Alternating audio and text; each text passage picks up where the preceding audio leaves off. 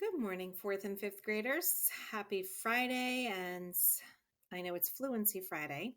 So, we are very hopeful that you have spent your week looking for good places to read that work for you to help you be a more fluent reader and then build that stamina. So, if you want to take a moment to just reflect on what that has looked like for you this week when you've been asked to read, or if you read on your own.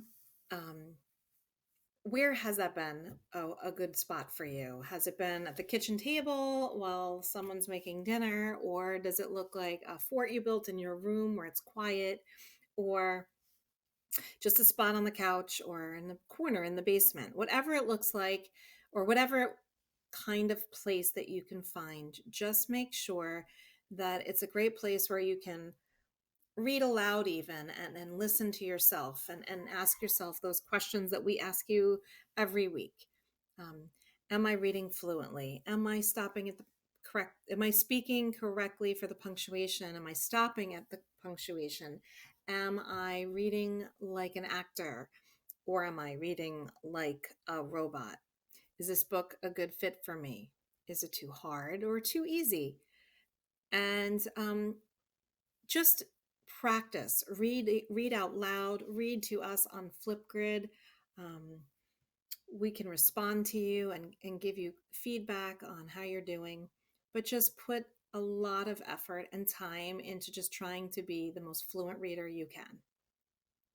Okay, so with that, I want to read a poem to you this week, or today, called "I Am the Earth" by Jane Yolen. And the reason I picked this poem was because on Wednesday of this week, on April 22nd, the world recognized Earth Day, and it's been happening for the past 50 years. And it's a day where people show their love and support of the environment, and maybe a day that people can reflect on how they are treating the environment. And as a kid, maybe you can think about ways that you can help improve the environment, or on a simple way just for you by yourself. Maybe that looks like recycling more, or asking asking mom or dad if there's a way that you can be in charge of that at home. Does it look like you conserving water and shutting the faucet off as you brush your teeth? Or maybe even looking ahead at summer, maybe planting a garden, something to do to help the environment.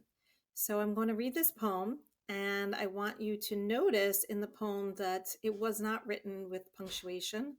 Um, I had found this poem and then I retyped it. So when I found it, it had no punctuation. So I'm letting you know that when I was practicing reading it before I taped myself, um, it was a little hard for me to figure out how to chunk the words so that it sounded fluent, which tells you how important punctuation normally is. But sometimes with poetry, um, there's different rules that apply, and sometimes no rules.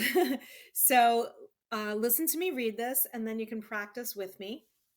The way that I made sure that my sentences sounded fluent was that I kept the subjects together that went together, and that took a couple of times of me reading through it to do that, and you'll see what I mean.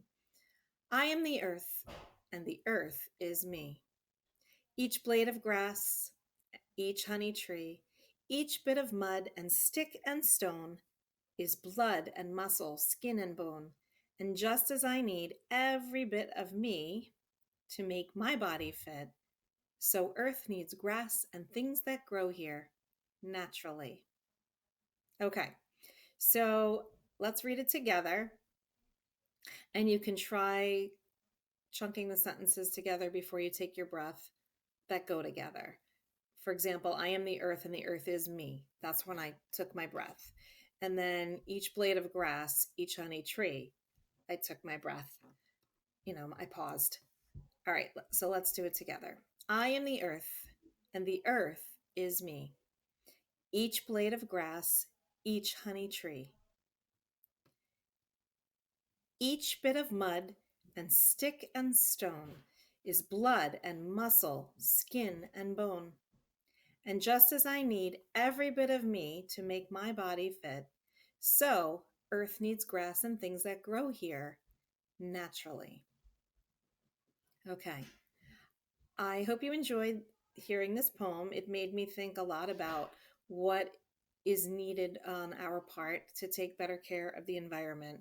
And just as I take care of um, myself and you take care of yourself, we have to take care of the environment. And the environment in the world, the earth needs, um, needs that support and needs that nurturing.